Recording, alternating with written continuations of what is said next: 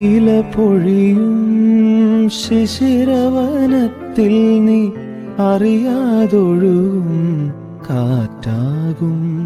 നിൻ മൃദുവിരലിൻ സ്പർശം കൊണ്ടെൻ പൂമരമടി മുടി തളിരണിയും.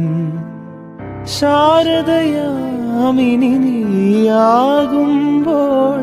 യാമക്കിളിയായി പാടും ഞാൻ.